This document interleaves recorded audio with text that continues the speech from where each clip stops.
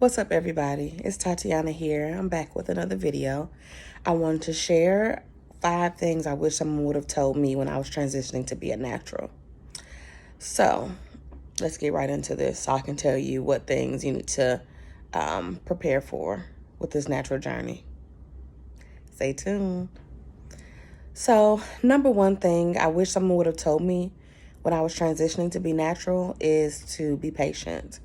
It's going to take time for that chemically damaged, chemically treated, just damaged, whatever state your hair is in. It's going to take time for that hair to kind of grow off. And the number one thing is to be patient in this process. If you don't choose to do the big chop, you're going to have to wait till your hair grows off. Does that make sense? It should make sense. So number 2, learn your hair type. Learning your hair type is very important when you need to know how your hair behaves, what your hair needs. And the chemically treated hair is going to react different than the new natural hair growing as you transition. So the number one thing that I took away from that was knowing my moisture balance, knowing that my hair holds a lot of water, but it does not retain a lot of water. My hair is high porosity. So with that, I had to learn how to seal in moisture into my hair, or the right balance of moisture, or utilizing the right products in order to make sure that my hair didn't dry out. Because if your hair dries out, you're prone to breakage. And during that transition period, the new hair and the old hair, I believe, where they connect, it's very fragile and it's prone to breaking off. Please, somebody to let me know in the comments if I'm communicating this unclearly or ineffectively. But just make sure you learn your moisture balance with your hair, because that's most important with this transition and how you will maintain your hair going forward. Number 3, I would make sure that you get consistent maintenance from a stylist you trust. So it took me a while to find someone that I trusted and someone that would cut my hair not for what they wanted, but for what I was comfortable with. I've had a lot of experiences before I became natural where the stylist doesn't communicate to you the why they're cutting your hair off. You show them a style you want, and then you turn around and you got something completely different. As a natural, I learned to be very open to, what I wanted, what I wanted to be communicated to me. It was very helpful for me for someone to have a different view and perspective of how my hair looks, and to let me know what will be best for my hair. So I went through a lot of different transitions, trying to clean up my ends and making sure that the ends of my hair were taken care of, since they are the farthest away from the follicle, and they need moisture, they need maintenance. So that's a big thing, finding a stylist and maintaining your trims so that your hair is being appropriately taken care of. That is a must.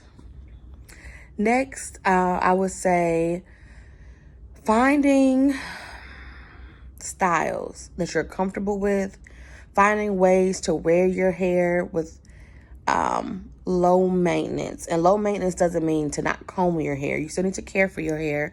You still need to moisturize your hair. But you need to be able to not manipulate your hair. A lot of brushing, a lot of combing, a lot of styling, a lot of products that are not favorable to your moisture balance. So one thing that I learned that helped me a lot was what my mom calls the wet look.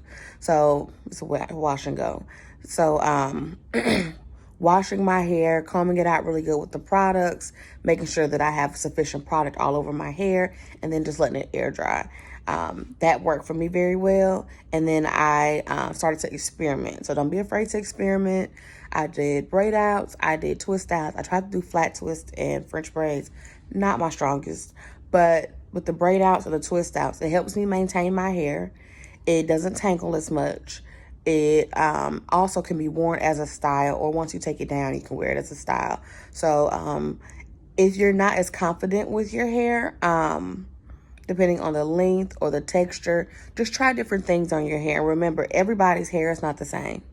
So what looks good on one person doesn't look good on another. What one person likes, another person won't like. So figure out what works for you and be confident with your style that you choose. Because again, with being patient and taking time to transition the chemically treated or damaged hair off and letting the new hair grow in, it's going to be a process. So just be patient. Last thing I want to talk about is confidence. I feel that one thing that stopped me from doing the big chop was I didn't have the confidence. I didn't do that. To say I needed some form of hair on my head. My hair was an expression that I didn't know I needed for myself. But I also needed to come to grips with the hair that's growing out of my head is the hair that God gave me. I cannot change it. So with that, I have to figure out ways to manage and maintain my hair in a way that I'm comfortable with, in a way that I will be my most confident self. So make sure that, you take time out to try different styles. Be patient. Take care of your hair. Don't use styles that will cause a lot of manipulation to your hair.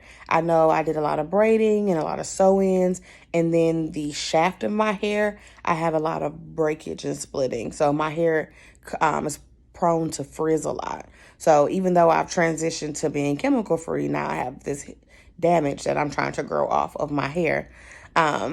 So learning to do braid outs and twist outs more consistently and figure out ways to wear them and incorporating the stylist that I found is able to help me do natural styles and maintain my hair with low manipulation will assist a lot.